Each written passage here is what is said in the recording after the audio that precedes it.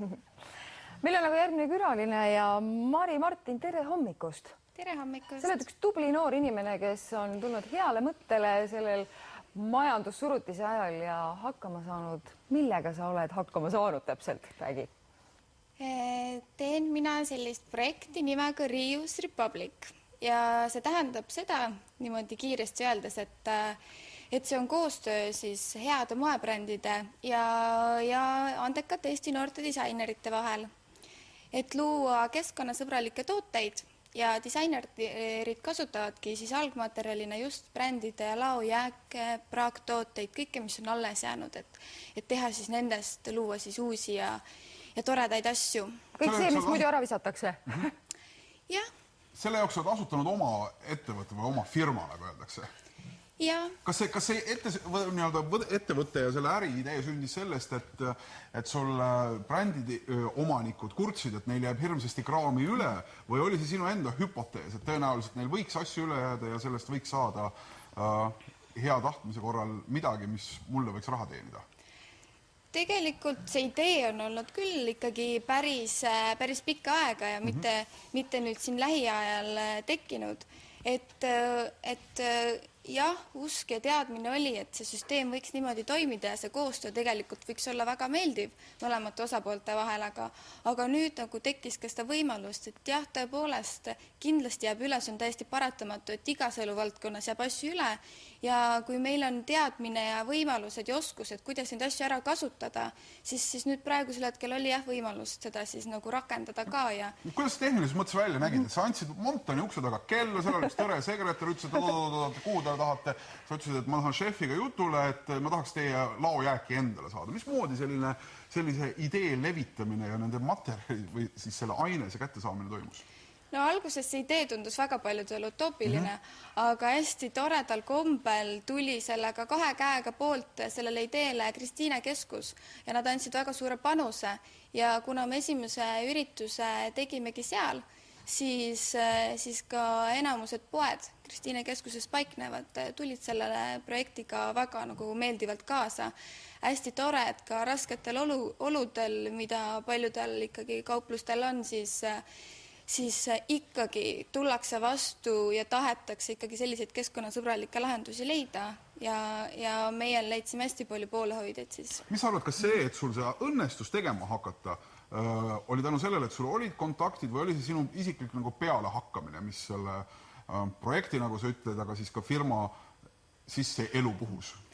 Kindlasti see, et kontaktid ja kogemus on ikkagi selles valdkonnas päris pikk, et sellist täiesti unistuste mudelit, et tulin ja tegin ja võitsin kohe ei ole, et ikka väga palju tööd on ennem tehtud ja hästi palju selle üldse kogu eluvaldkonna osas nagu õpitud nii moes kui ka siis sellises taaskasutuses, et selline juba pidev selline disaini ja siis uuskasutuse labor on mul kogu elu jooksul käinud, et kuidas mingitest asjadest, mida teha, milliste nippidega, et nüüd lihtsalt tekkis võimalus see tõesti ära teha ja tõepoolest need kontaktid olid olemas ja tõenäoliselt ka paljudel kontaktidel oli usaldusväärsus minu suhtes olemas, et ma tõepoolest saan selliseid asju teha ja tänu sellele see niimoodi läbi sai viidud.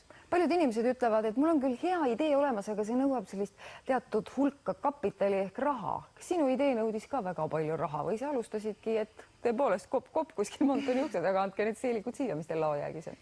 Minul oli tõepoolest hea kogemus, et kui on hea idee ja palju peale hakkamist, siis leiab neid abikäsi, mis siis tihtipeale ei olegi tasulised päris palju ja siis samamoodi õnnestus mul saada toetust näiteks ühel konkursil, noorte ettevõtjate konkursil Ajujaht ja seal võitsin ma 2. koha ja siis sellega kaasnes ka finantsiline toetus.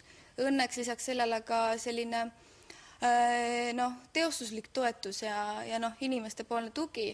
Ja tõepoolest, et ega ma päris üksinda endale rinnale ei tao, et ma ainult kõik ise olen teinud, et hästi palju on kaasa aidatud küll, jah. Seda firmat sa oled ajanud nüüd aasta ringis. Mis on kõige keerulisem? Mida sa julged nagu soovitada küll algajal, alustajal, ettevõtjal, millest hoiduda? Mida tähele panna? Sellist vist kindlat reeglit ei ole, et igal ühel on oma selline tunnetuse küsimus. ma ikkagi arvan, et tõepoolest, et meeskonnas on hästi oluline, tähendab hästi oluline, kõige olulisem üldse ongi meeskond. Teha teistega koos, mitte üksinda pürgida. Jah, et mina olen küll avastanud kõige suurema sellise koostöö nagu võimu, et hästi oluline on osata teha ja kui mõndadest asjadest jääb endal puudus või mingitest teadmistest, siis seda võib ju alati kaasata siis mõne teise meeskonna liikme näole või siis minna ja küsida siis tõepoolest pakkuda välja oma idee ja mida on võimalik sinul pakkuda ja siis mida võiks nagu mõni teine juurde pakkuda. No ega seda päris nagu lõbu pärast ka ju teha ei saa, et sa pead sellest ikka nagu natuke kasu ka saama, see on su töö on nii või? Teada palju kasumit on. Jaa, palju. Kas põhimõtteliselt on võimalik teenida sellise asjaga? Mõni vaatab küll, et no võib-olla vanaema annab raha toitu. Jah, et ega see idee ei olnudki ratsarikkaks saada. Oluline on, et projekt ennast ikkagi ära toidaks ja alguses ja et lihtsalt tagada see jätkusuutlikkus kas või.